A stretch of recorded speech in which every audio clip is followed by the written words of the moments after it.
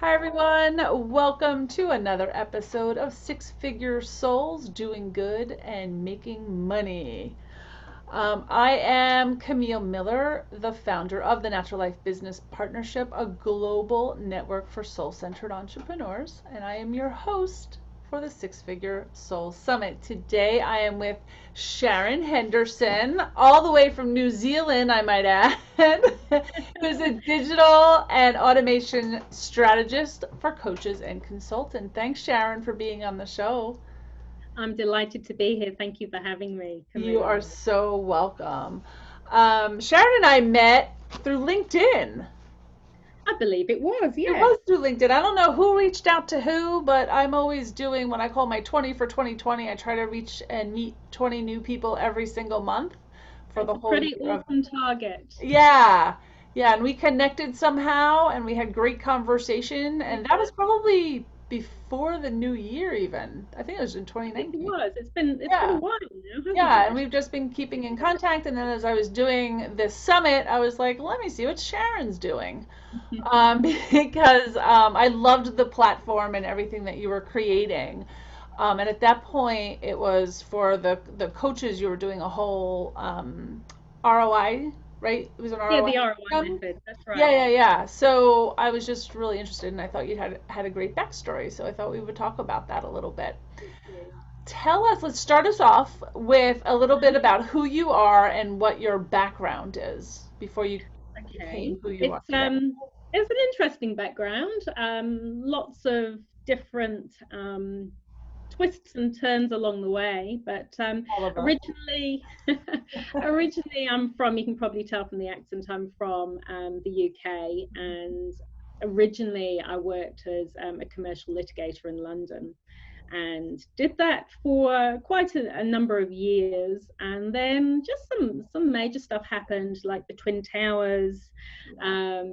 and also a friend who passed away at quite a young age from university. It just made me look at my life, and I realized that while I'd achieved a lot in terms of where I'd got to working for a top tier London law firm, I hadn't actually explored the world. I hadn't really connected with people outside of that little sphere that I found myself in. And it was quite strange, but within a month, I'd given everything away that wouldn't fit in my backpack.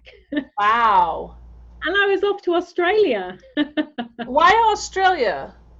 because it was the furthest place away. And so it seemed the most exotic, I guess. Oh, That's about the only thing that I can really think. It was definitely one of those spontaneous things that you do, and so that's and what was it to live or were you just vacationing?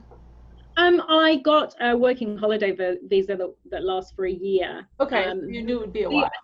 the other part of the tale is that the person that called me to tell me about the bereavement was my old secretary from a previous law firm. Okay. And she was headed to Australia, and so that kind of planted the seed. So I went with her, I went with my old secretary, and Oh, we went beautiful. traveling around Australia and did our different things. And I did a Jillaroo course, which is a cowboy. Because Awesome. I've always loved riding horses. I had horses back in the UK. And so I worked on stations around Australia. I did a lot of different things. And then eventually, I knew as my year was coming to an end that I didn't want to go back to the UK. I didn't want to start back a year behind everyone else, Okay. and cold in the UK as well. And so, for a lot of reasons, I thought I want to do more of this, and I can't do it in Australia. So I trained to be a scuba diving instructor. And so I did that, and then I was going to go to Thailand and work there, and then there was the SARS outbreak, so the Okay. bottom fell out of the Yeah. market.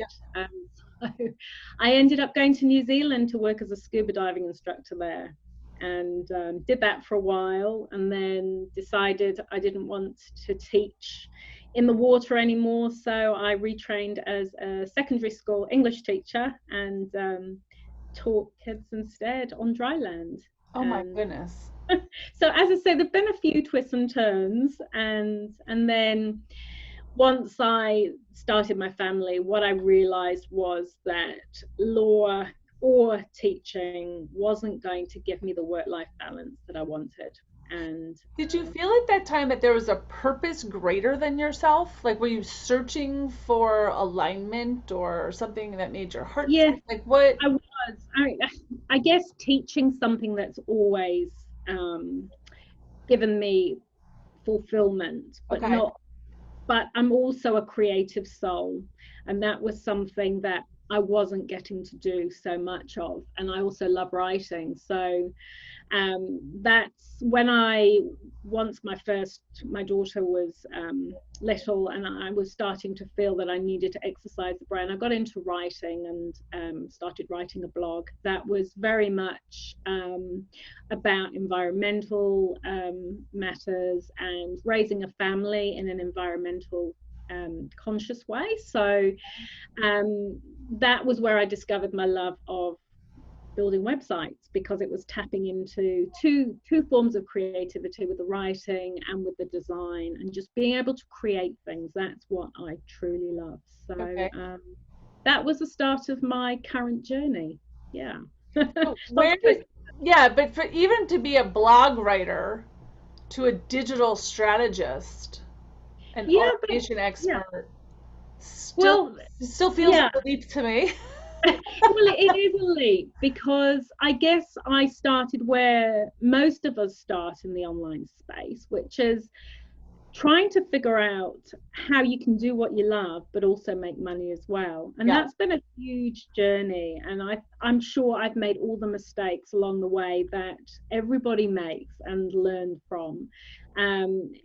For example, using the scattergun approach to bring in leads. So just trying to fire your efforts across every single social media channel and doing lives every day, and just basically getting to a point where you can burn yourself out. So that was the journey that helped me figure out the smart way of doing things that can actually propel you in terms of your income generation, income generating potential, in a way that doesn't exhaust you. Yeah, I think so many entrepreneurs go down that road of, and I did myself, just creating content, because there's so many gurus out there just like content. It gives you Google searches, it gives you, and it's exhausting to create it, and you don't necessarily, when you spread yourself so thin, like you were saying, you don't necessarily capture the same audience. So no, totally agree. I think it's better. And I think a lot of people go down the same path, and then everybody these days is an expert, and that can be very tricky to navigate too. And I remember one of the big turning points for me was signing up for a challenge. I won't name names, but I signed up for this challenge, and that sent me on a wild goose chase that was very interesting. And what was the challenge? Like, what did you have to do? And how long was it? I just don't know if I should name names. That's you don't have to tell us what it was, but what was the purpose? Like, was it social media? Was it a challenge? It was to, if I say much about it, I give it away. Okay. But it's when you're in it, you don't necessarily see what's going on behind the scenes. It can be a bit of a bubble that you can end up in, and some people are still in that bubble. But as soon as the course was over, I could see a bigger picture. I could see basically that I needed to change my strategies completely, move completely away from trying to look to softwares that are going to create your revenue stream, when that isn't necessarily. Okay, I know where we're going here. Okay. Isn't necessarily the complete picture, but that for me was the best money I've ever spent. Okay. The best experience I've ever had, because it opened my eyes to what so many people in the online space are doing wrong and how to do it right. So I basically put my money where my mouth was and where my dreams were, and I hired a coach. And yeah, and that was transformative for me. And I think up until that point, I'd been trying to barter, I'd been trying to do things on a very, very small budget, and it doesn't work. And so I invested in myself, and I haven't looked back. Absolutely haven't. So that is what I encourage people to do, is to be very discerning, be aware that there are a lot of people out there who claim to be experts, or they are offering something but have an ulterior motive. And just to be very, very discerning and find someone good. And once you do that, because we can't do it all ourselves, we become very introspective. You can find yourself in a bubble and don't see the bigger picture. So for me, that has been completely transformative, and that's helped me help others to avoid those pitfalls and move forward in a way that enables you to skyrocket your online business without burning yourself out. So, do you still have a coach today? I do. I do too. So I think everybody needs a coach, and if you feel like you're in a place that you couldn't do a one-on-one, do group coaching, do challenges. I think challenges have always brought me to a new level. And I think it's a lot of it, though, is investing in yourself. Absolutely. Right? So if you take the time to invest in yourself, that's when you kind of open those doors. Yeah. Absolutely. And I will just piggyback on what you said. Sometimes the online world can be a little discouraging because you're looking at all of these people that you think have it all together. They know what they're doing. They look, they're doing Facebook Lives. They look like they have these amazing communities with thousands of people. And you're like, oh my gosh, everyone's doing what I'm doing. How do I find my space? And interesting thing that I've learned from doing this summit, because I've reached out to so many people, and to find SixFigure Souls was to find that they weren't everything that it looks like they are. Exactly. And it's very, very interesting. And and we've interviewed a lot of coaches along the way, but one of our we're in the middle of a different summit right now, and one of the people that we led with, who is a performance coach, had said, you're not really a 6-figure coach or a 7-figure coach until you yourself have broke it and taught other people to do it consistently. People keep giving themselves these names. Right? The titles are amazing, aren't they? They get better and better. Yeah, right. And it looks like they have all this social proof behind them. And that's one of the things I've learned by doing this. People that I thought were so much bigger and so much higher just had really good online presence. But really didn't always back it up or convert the people that were in their communities. So and that's what it's all about. It's about the conversion. That ultimately is what it's all about. And you need a cohesive system to enable that to happen. A scattergun approach isn't going to work unless you've got those systems in place to really streamline everything and harness what you're getting in. And I think that's where a lot of people fall down. And one thing that I've noticed a lot with the people that I work with is that tech is not their friend. Tech overwhelm is a very, very common ailment that my clients have. And so I love tech. I'm just a tech crazy lady. I just love it. Anything new, anything techie, and I love it. So it's great to be able to help them in that way, but it also remembering that other people might not like tech as much as I do. Well, you're solving a problem, right? That's what any entrepreneur, your purpose is to solve someone else's problem. So how did you narrow down on coaches and consultants?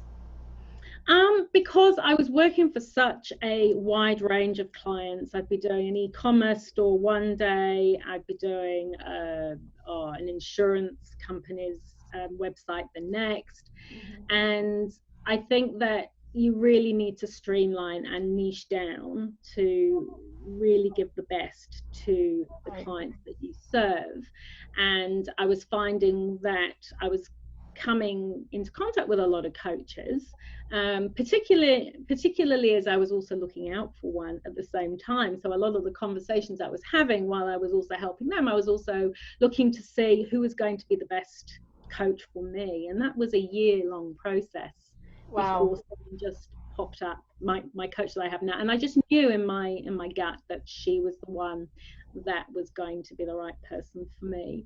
But through that whole engagement and those connections, it was clear that coaches had the same struggles, and so it made sense to focus on that, because I developed this method that specifically helps them.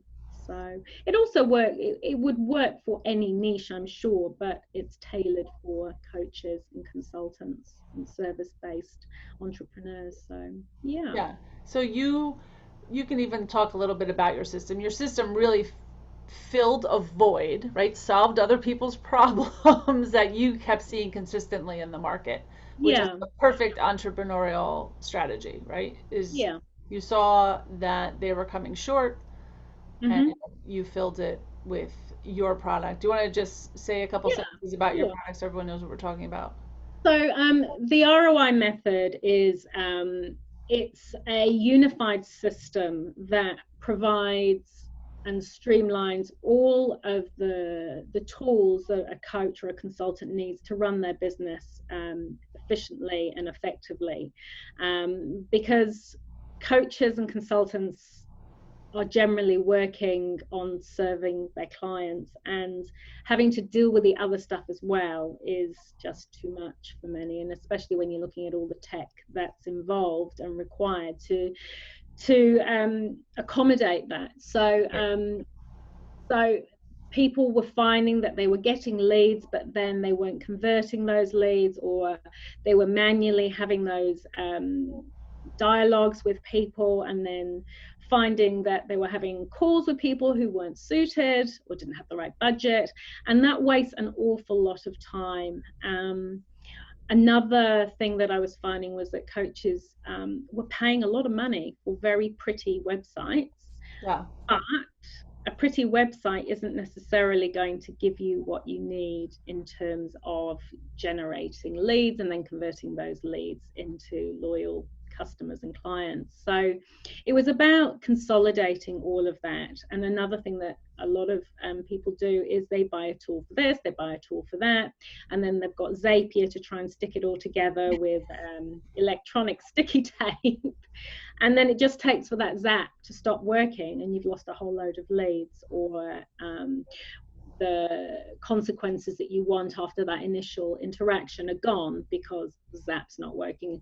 And just the complexity and the cost involved in having all these tools, paying for all these tools, and then often you'll go for the either free version or the basic version. And I was finding that my clients were investing all this time to learn this new tech, and then they were finding that they had to pay a lot of money to get that one feature that was actually essential to their business. So a lot of wasted time, a lot of wasted money.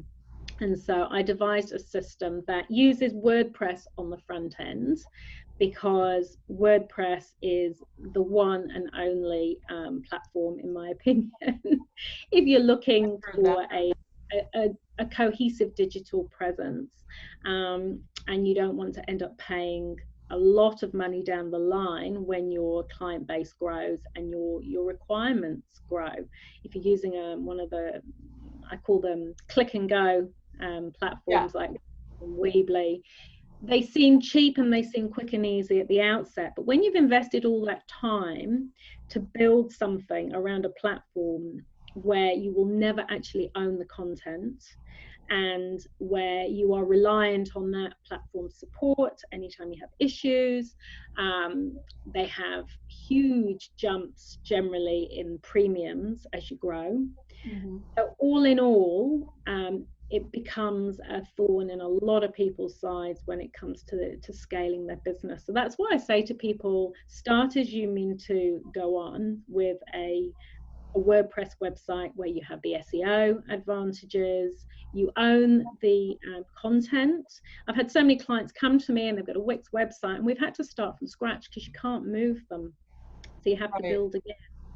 And with some domains, so that's the URL that you have for your business, that you have all the goodwill attached to. With some of those platforms, you can't move your domain either. So just imagine if you have to change your domain. Wow. Yeah. So there is some really scary stuff with these platforms, which is why I always say you need to use a proper website based on WordPress that you own, that will scale as your business grows, and you won't have those huge financial expenses that go with scaling on a platform that's owned by another company. So that's where the ROI method starts off on the front end. And yes, my websites are pretty, but they also work for you as well. They're not just a digital brochure.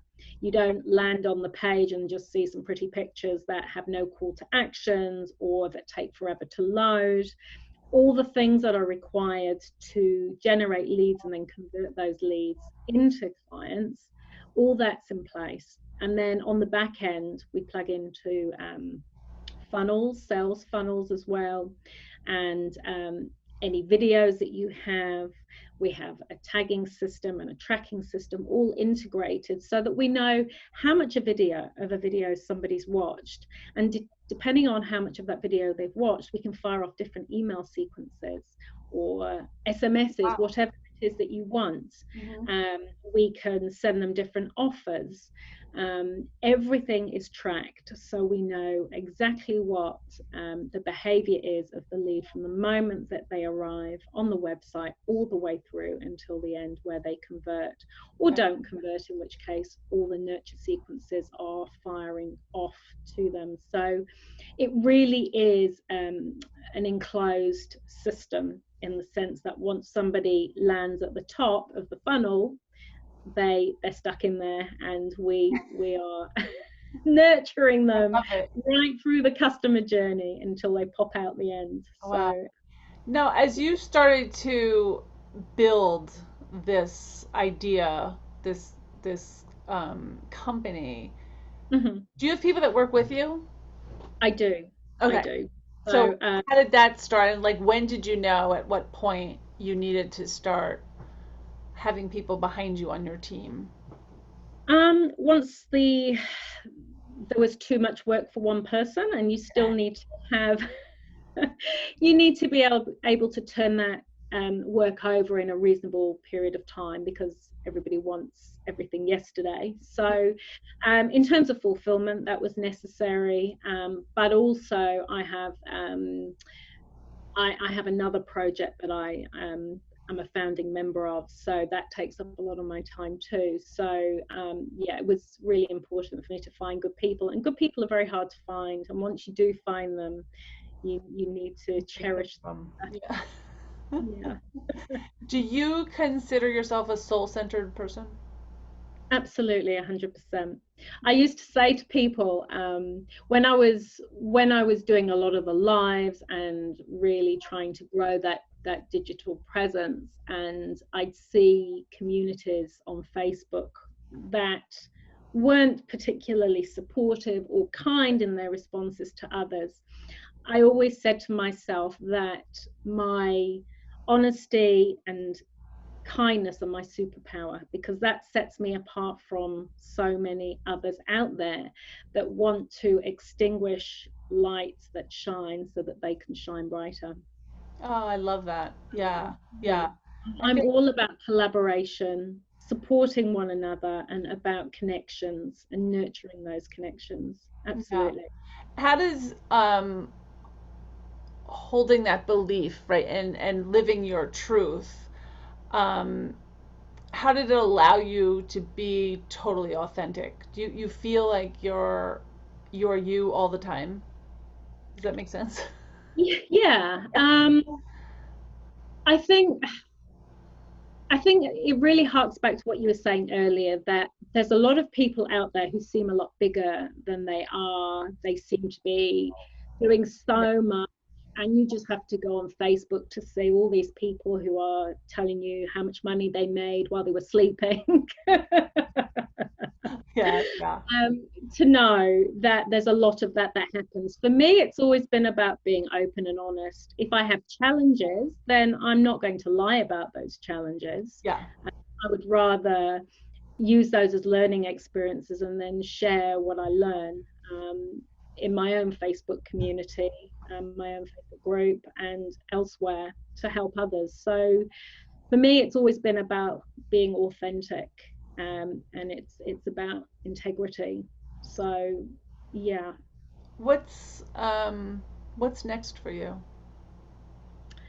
That's a really good question. I'm kind of torn at the moment because, as I said at the beginning, I'm a creative soul. I love to create, but I've also I'm a founding member in another project that has just taken off, and it's a complete tangent for me. So it's about being able to do both of those things. In a way that enables me to still keep creating, and it's hard to pass over the creative aspects to Right. others, because that's your mark, that's your that's what makes you is what you create. So that's hard for me, passing that on to others and allowing them to breathe their own creativity in a different way into projects. So Yeah. That's what I keep hearing from you, is that you just want to keep creating. It's the creativity, it's the making of the new. So once you got like the ROI method going, do you think that you'll put that to a side, create something else? Not put it to the side and not do it, but you could hire someone to manage that piece of it. Yeah, well, I already have people that work with me on these projects, but I do very I still have I like to have a big part in that.